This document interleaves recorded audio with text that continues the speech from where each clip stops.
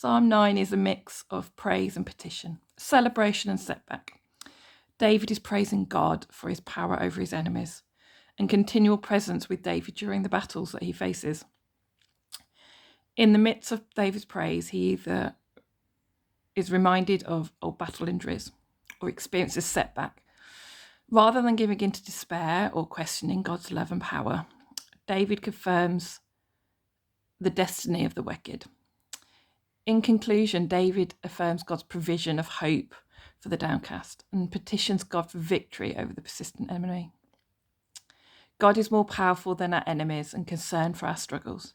We can and should turn to God in the midst of our struggles. Even while we praise God and pray to God, we may still suffer.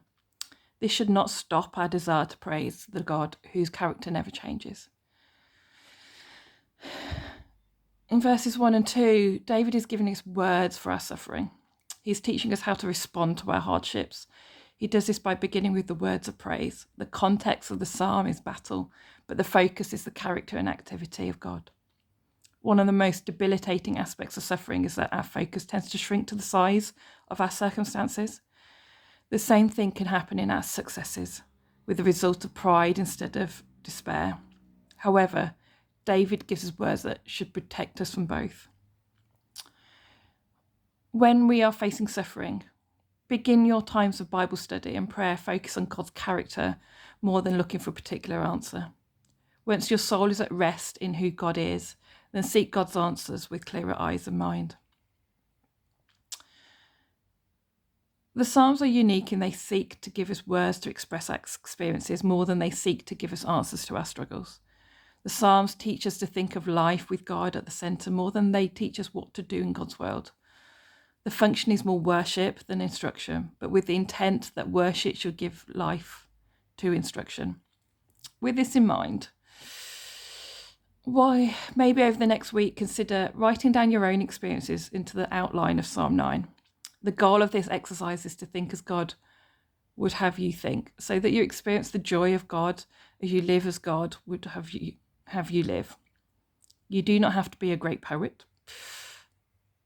You can just write a letter using the outline of Psalm 9. For me, this passage is very much sort of like speaking into some of the suffering and hardships I've had in the past with friendships that have not worked out, or jobs that have not worked out, looking into how you can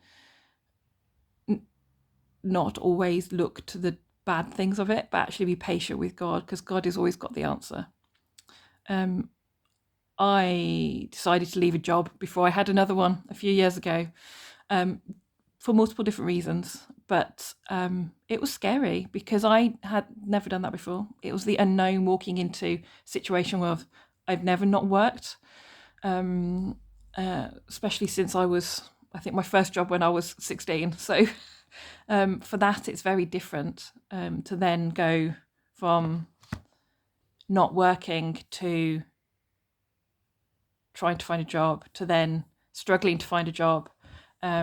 So looking and focusing on God in those times, I probably didn't do as much, and I probably was that person that everything shrunk down, everything was more focused on the situation rather than on God's character. But looking back, I can see that God was always there. I'm in a job now that I love and have been, and looking at ways I can expand my role, my skills and my knowledge to make it a better thing, and to be able to have God at the centre of that is amazing.